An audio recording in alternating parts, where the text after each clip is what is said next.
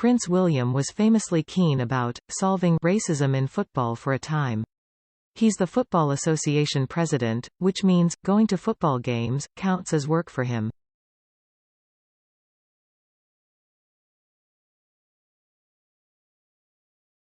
Lightweight, but sure. In any case, William used his position to try to talk about mental health in football, and racism in football, and the combination of both.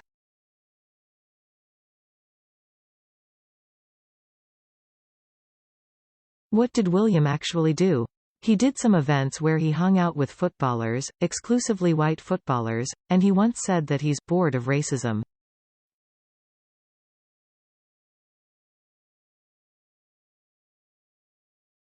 He seemed to believe that if he just came out and said, "Stop being racist," that would solve everything.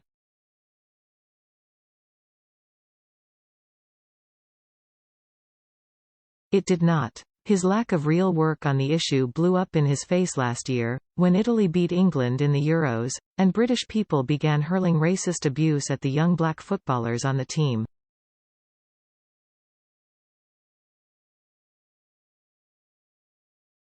You would think, hey, maybe William should do something specific and public to show that he's an ally, that he's standing up for Marcus Rashford, Jadon Sancho and Bukayo Saka publicly.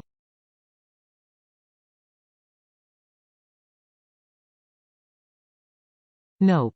William has done another keen interview with footballers, but he made sure to only speak to two white footballers, Harry Kane and Declan Rice.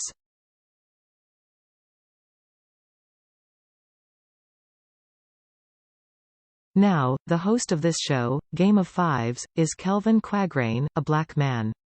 Considering the topic is mental health in football, and they're talking about the loss at the Euros last year, surely it would have been a good moment to invite Rashford, Sancho or Saka. Nope.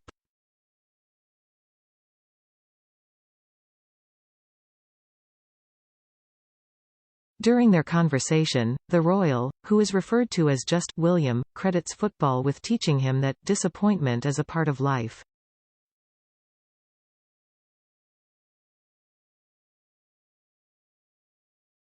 He said, "You learn by playing a number of times and many other things in life that disappointment is part of life and how you handle it is crucial."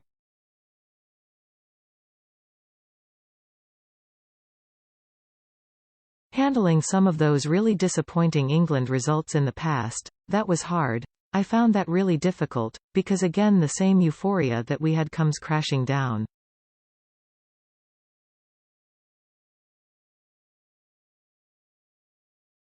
You feel high and all together, and then normal life just gets on again.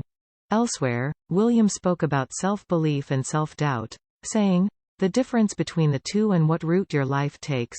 Self-belief is so crucial, but self-doubt is always lurking on the both sides of everyone's lives, no matter what walk of life you're in."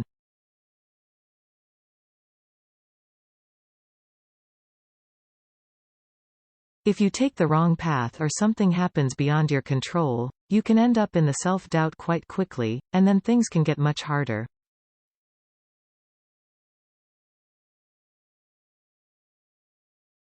The prince also recalled playing 4 simultaneous games of football with his entire set at school, around 60 pupils, using multiple balls.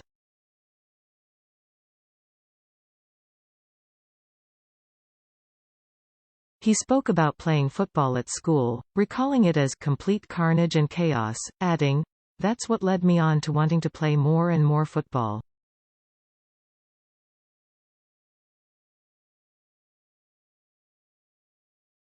I loved it. Oh, so William loved the violent chaos of youth football? Interesting.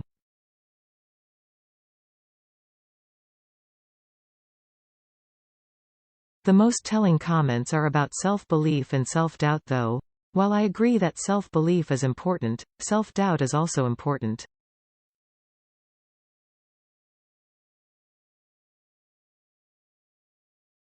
Self-doubt drives people to seek excellence, self-doubt drives people to learn more, to reach higher, to work harder.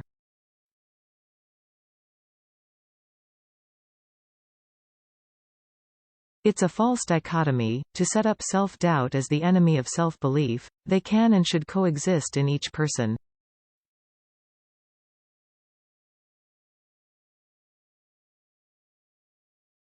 And what does William have to believe in? He has unearned self-belief. He has the conceit of a white man born into unexamined and unacknowledged privilege.